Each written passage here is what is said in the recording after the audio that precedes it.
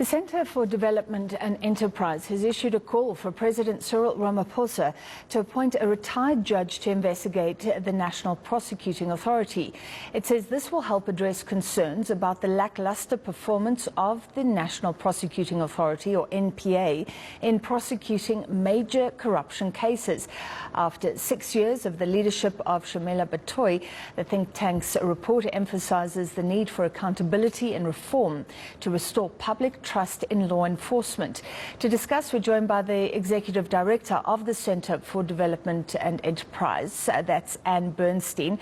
Thank you for being with us. And I'm surprised at the timing, because if you hear a lot of positive sentiment, some business groupings, for example, talking about the wheels of justice finally turning, finally signs of some high-profile cases.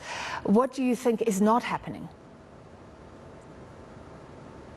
Well, good evening. Thank you for the opportunity. Our intention in releasing this report, which is one of a number of reports we're issuing on priority actions by the new GNU, the new government, is not to attack the NPA, but to really try and understand why, after 6 years, the performance has been so disappointing. That doesn't mean they're not doing anything. There have been some prosecution successes, but it's important to remember that not one high-profile political person has been successfully prosecuted. And if you think of the commissions, the Zondo report, and thousands of pages, the reports, investigations into Eskom, into Transnet, into PRASA, we just haven't seen the number of cases coming through, high-profile cases, and successfully being prosecuted. Now, there are some moves at the moment, and we welcome them. We welcome the partnership with the private sector, and we are calling for more entities like that and more support, if possible, with law firms, with the private sector. This has to be done very carefully to protect the NPA's independence. But I think if you were to ask anybody around the country who follows these things, it just seems as though far too many people have got away with billions and billions of rands, and this encourages more. We have an elite that is looting the state, and until we fix that, we are not going to be able to fix the South African state, and we're not going to get the growth that everybody's hoping for. Do you not think that the judge might come back, if a judge investigates this, might come back and say there needs to be more funds? That's what Shamela Batoy has said. Glynis Breitenbach, who used to be a prosecutor, now a DA MP, saying there's just a complete lack of money required to do the job. Absolutely. We agree with them. So let me start at the beginning. We're saying the president should appoint a retired judge to look carefully into the NPA. We want them to look at performance, structure, leadership, and see what is going wrong. Maybe nothing's going wrong, but there's sufficient stories, there's sufficient evidence among which very senior people in the legal profession would buy, that this is not going as well as the country needs. So that's the first point. And if the judge in his investigation or her investigation discovers that allegations or some of the rumors or some of the assertions people are making are not true, well, that's really good for the country, because all the swirling allegations about the NPA and lack of performance or insufficient performance undermines its legitimacy, and that's not good. So if some of these are true, then immediate action should follow. The whole state capture period was an attack on many things, but one of them was an attack on the NPA.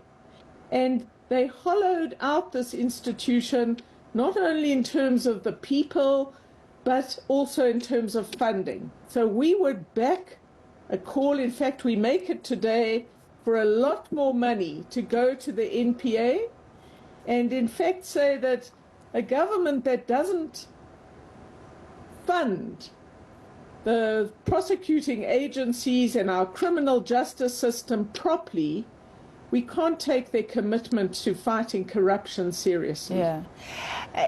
Even with all the money in the world, the late former minister, Pravin Gordhan, kept on saying when you've had institutions hollowed out or gutted, like you say, NPA was a victim of state capture.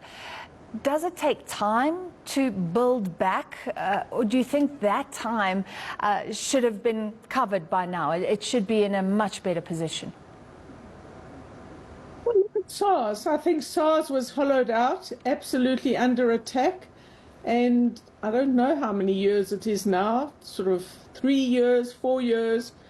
It's back on its feet. Now, investigating and prosecuting complicated crimes takes time and experience and judgment, and we're not saying it's easy. But we do think that after 6 years, we should be further along. There are a lot of lawyers who are arguing that the material given to the NPA was sufficient in many cases to indict quite quickly, or to very quickly after that do a bit more investigation and then indict. So there are a lot of very senior people who are arguing that. And then there's the question of the quality of prosecution. We've seen some disastrous cases in the recent past, and we certainly hope that that will improve. So the real point is, what's happening in the NPA? Can we do much better? Why aren't we doing much better after 6 years? The second point I would make is, the question you asked was, have we done enough? I would also say, and this was, I think, very important to note, that in our research, there's some things that the government is not doing. Take, for example, access to all the archives and the investigative material of the Zondo Commission. Why is the Department of Justice making this so difficult for the NPA? Why has the President not responded to a request from the National Director of the NPA in August 2023 for a director of the NPA to be suspended? It's more than a year, and the NPA has not had a response to this request. So we know there were people in the NPA who were, let's say, part of the state capture project, or are themselves not ideal for the job. But is the NPA getting sufficient support, not only financial, but if you like, political backing and action from the rest of government and from the highest levels of government? So that is an important additional point we are putting on the table. Yeah, who can forget the Justice Minister saying she doesn't know where the data from the State Capture Commission is. She's not hiding it, but nobody knew where it was. That is something that we will keep track of. Thank you very much, Ann Bernstein from the Centre for Enterprise, for Development and Enterprise, the CEO. And we'll be speaking to Old Mutual and bring you more on SA Tonight.